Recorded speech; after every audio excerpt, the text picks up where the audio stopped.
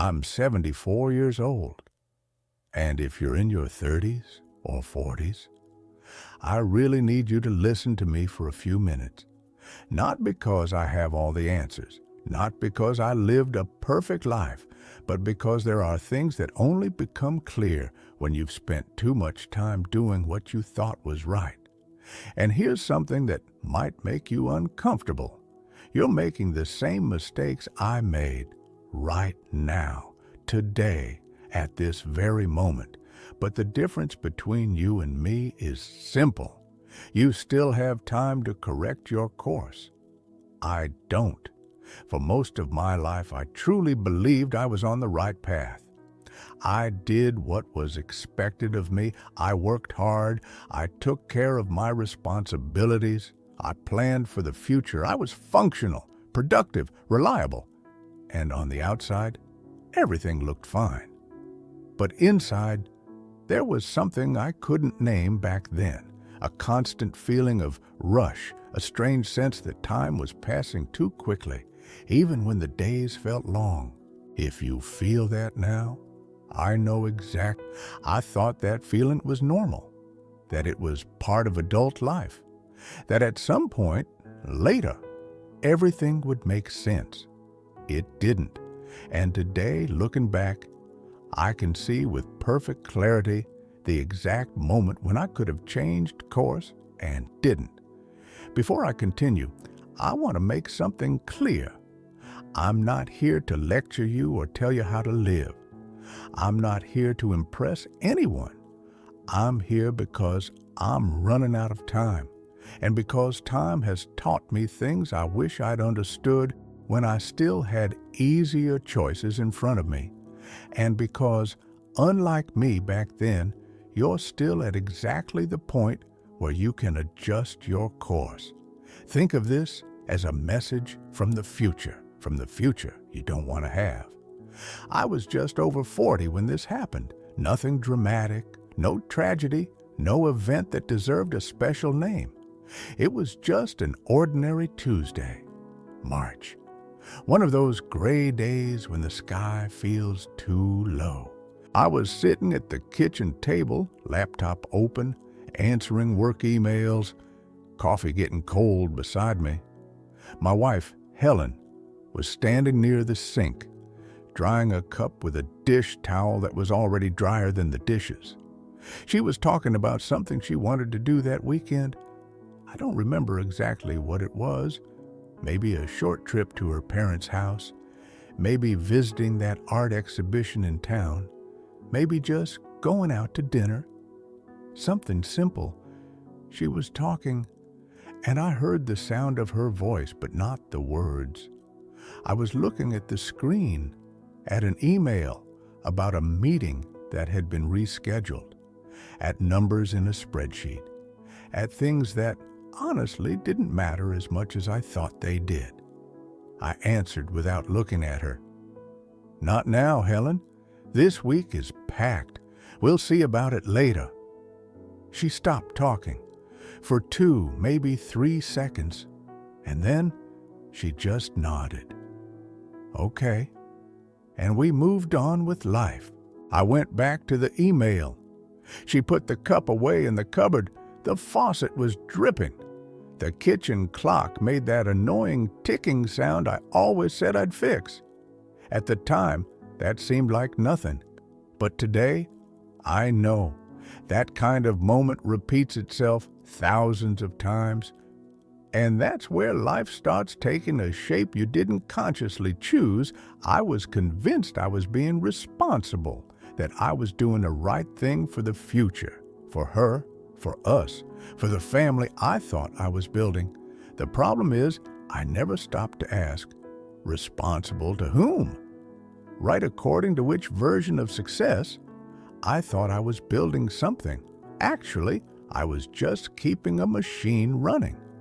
And here's the truth nobody tells you when you're in your 30s or 40s. You're not building a life. You're completing a checklist from someone you don't even know. Society gave you a list. Family gave you expectations. Work gave you goals. And you're executing. like a well-intentioned robot. But at no point did you stop to ask, is this mine? Is this what I want? Or is it just what I thought I should want? If there's one lie that defines your 30s and 40s, it's this. When this phase passes, I'll live with more presence. When work stabilizes, when the bills decrease, when the kids grow up, when I have more time, when I have more money, when I'm less tired. I told myself this story for decades, and here's the hard, honest truth. That phase never passes on its own. It just transforms into another equally busy phase with other equally convincing excuses. You don't wake up one day with an empty schedule and total clarity. You wake up older and more accustomed to postponing. Let me give you a concrete example. When my son David was 7 years old, he'd call me every night before bed. Dad, will you come read a story? Every night, without fail. And every night I'd say, I'm coming, son, just 5 more minutes. But 5 minutes turned into 10. 10 turned into 20. And by the time I finally climbed the stairs, he was already asleep. Book open on his chest, light on. I'd turn off the light, close the book, kiss his forehead, and think, tomorrow I'll read. But tomorrow was always the same as today, until one day he stopped calling me. He was 12. He didn't need bedtime stories anymore. He didn't need me that way anymore. And I didn't even notice when the last time was. There was no warning, no special final call, just silence. And I kept working, kept answering emails, kept saying, we'll see about it later. That wasn't a mistake. It was a pattern I repeated thousands of times with him, with my daughter Emma, with Helen, with friends who stopped calling because I never had time. I was living on autopilot. My life was made of lists, commitments, and deadlines. I fulfilled everything.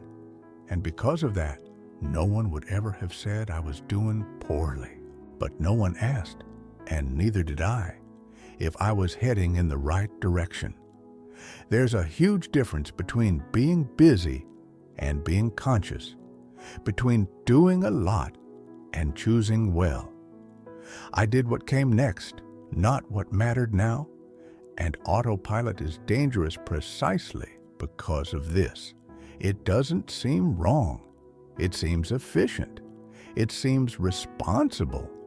Until the day you realize you've built an entire life without really choosing most of the parts.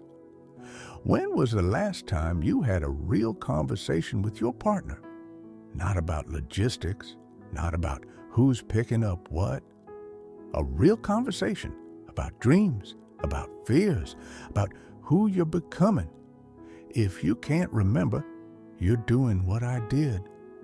When was the last time you played with your kids without looking at your phone? That you really listened to what they were saying instead of just waiting for your turn to talk? If you're thinking, I'll do that this weekend, you're already late. I was only confronted with this later, when I was already in my 50s, not because of a collapse or illness, but because of a simple question that caught me off guard. It was at a birthday dinner, my birthday. 53 years old. Helen had organized it, some work friends, some neighbors, people I knew but not really. I was on the porch, smoking a cigar someone had given me, when a colleague, Michael, I think, came up to me. He'd been drinking a bit. He was at that stage where people say things that are too true. He looked at me and said, "Can I ask you an honest question?" I shrugged. "Sure. If nothing changes in the next 10 years, if everything continues exactly as it is now, would you be satisfied?" I laughed, tried to deflect. "Philosophy after the third whiskey, Michael?" But he didn't laugh. "Seriously, answer." I tried to answer quickly. opened my mouth to say, yes, of course, or why wouldn't I be? Or any of those automatic responses we give when we don't want to really think. But I couldn't, because for the first time, I realized I was waiting for a change without knowing exactly what. I was waiting for work to get better, waiting to feel less tired, waiting for somehow everything to make sense. But I wasn't doing anything to make it happen. I was just waiting. And this is more common than it seems. Many people aren't unhappy. They're just disconnected from their own lives. They don't hate where they are. They just don't know why they're there. That's when something broke in me, not dramatically. There was no crying or sudden revelation. It was more like slowly waking from a dream and realizing you're late. I looked through the porch window. Helen was in the living room laughing at something someone had said. She looked beautiful. But when was the last time I'd really looked at her? Not like this in passing, but looked, seen, noticed. David was sitting on the couch, on his phone, 16 years old, almost a man. And I barely knew this man. I knew the 7-year-old boy who asked for stories, but this one, I'd lost him. Emma was in the kitchen helping cut the cake. 13 years old. She didn't show me her drawings anymore, didn't tell me about school anymore, because I never had time to really listen. And there, on that porch, smoking a cigar I didn't even want, I realized I had built a life that was admirable on the outside and empty on the inside. I had a big house, a good car, a healthy bank account, a respectable job. But I didn't have real memories. I didn't have deep connections. I didn't have moments that, if I closed my eyes, would make my heart squeeze from how good they were. I had achievements, but I didn't have a life. For years, I set goals, like everyone else. Career goals, financial goals, productivity goals. When I was in my early 30s, my goal was to become a manager. I did it. At 37, then the goal became director. I did it.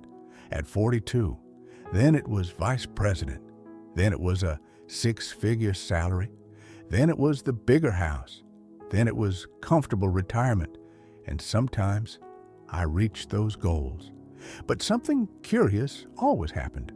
The satisfaction was short-lived. A week, maybe 2.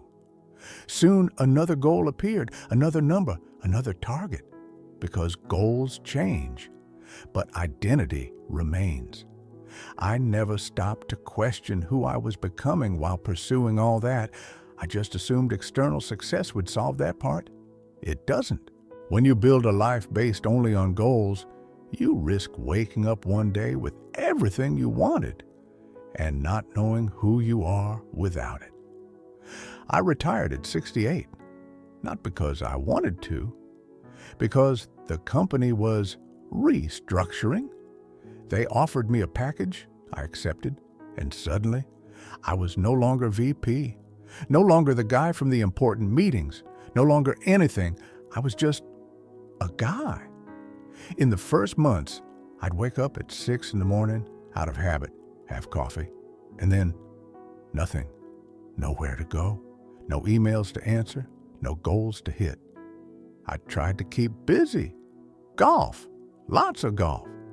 But golf is boring when you're playing alone because you never maintained real friendships.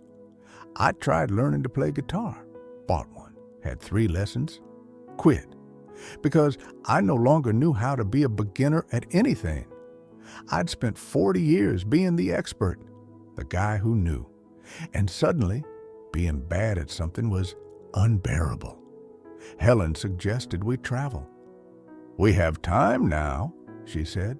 So we traveled. Europe, Asia, South America. We took pictures in front of monuments. We ate at expensive restaurants. We marked places on a map. But we were tourists in our own relationship. Two strangers with the same last name, walking side by side in silence, looking at the same things but seeing different worlds. Because I'd never built intimacy. I'd built logistics. I knew her schedule, knew her food preferences, knew her shoe size. But I didn't know her fears, her dreams, what made her feel alive, and she didn't know mine. The real turning point wasn't when I achieved something new. It was when I asked, what kind of person am I training myself to be?